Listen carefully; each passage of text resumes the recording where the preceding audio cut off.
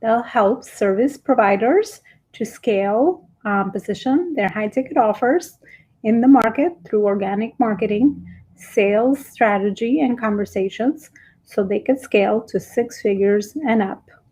Today, I come to you with another topic of 5 powerful questions that always work when you are coaching leaders. So, the best way to set any conversation is to really master the skill of asking powerful questions. Powerful questions are always the best way to start a conversation because they spark your creativity, they spark your thinking, and they also tap into the power zones of the superpowers of each person that you are speaking to. Especially with leaders, this is very important because good leaders are always looking to grow.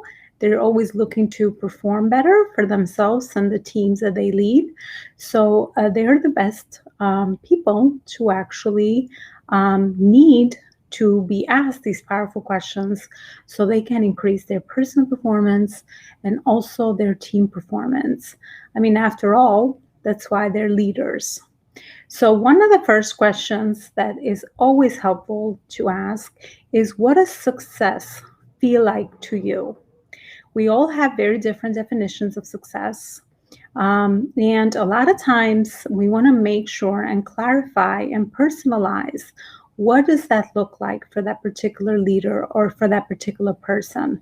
The key word here is feel, because a lot of times people are chasing success in traditional ways through material things because they maybe have not taken the time to really clarify what that feels like for them. And everything that we do is because of how we feel. So clarifying that and having holding a space for that person to really explore that, it's a really powerful way to get clarity for that person. Another very powerful question is, what does your 10-year future look like for you? Or what does your future self look like? This question is very helpful because in order to have the success that someone is looking for, you would need to go into the future, into your vision, into visualizing what that future self looks like in order for you to start acting as that right away in the present moment. So it's very important to clarify, what does that future self look like? And of course, for a lot of people that maybe have heard these questions only once, this will be the time to start reflecting, so they can really visualize what that future self will look like for them.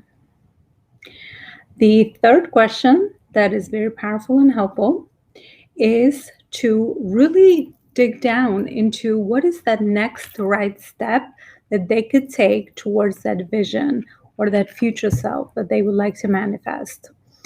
A lot of times, for a lot of people, having a big vision is very overwhelming because it's big. It's big and it takes lots of effort. And a lot of times, we can manifest something and we can really visualize something, but we get really hyped up with the tyranny of how we are going to get there. And of course, that is not available, because if you knew how to get there, then it wouldn't be something that you are chasing and growing into.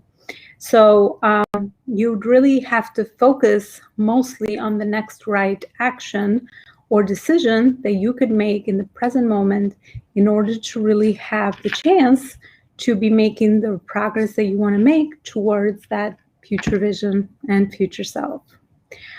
Another question that is very powerful is to really ask them, how would they be able to measure success, right? So a lot of times we have ideas and we have dreams and we have things we want to chase, but we're not really sure how to measure success.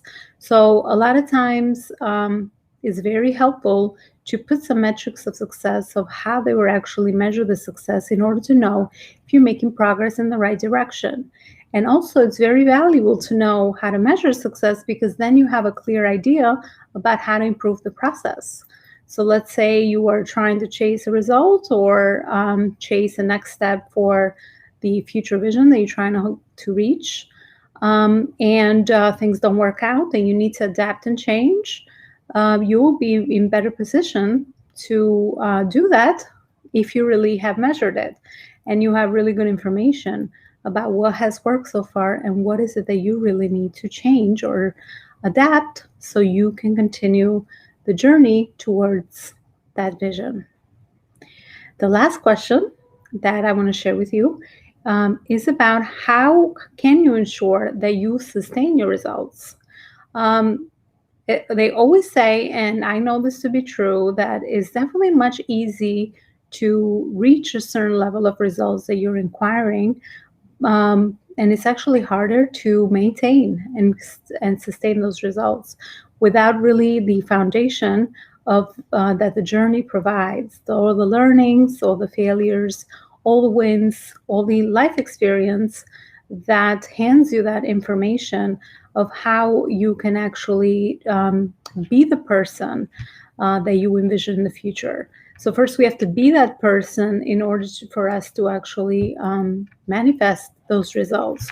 We have to be, if let's say, for example, as a leader, you want to achieve a certain amount of sales on your team, you have to become that person that has already done that in order for you to know how to replicate that again and again, and also how to sustain that result that you've gotten in the past. So really asking yourself of how you're going to sustain these results is another really powerful question to give you the clarity that you need to be able to do that.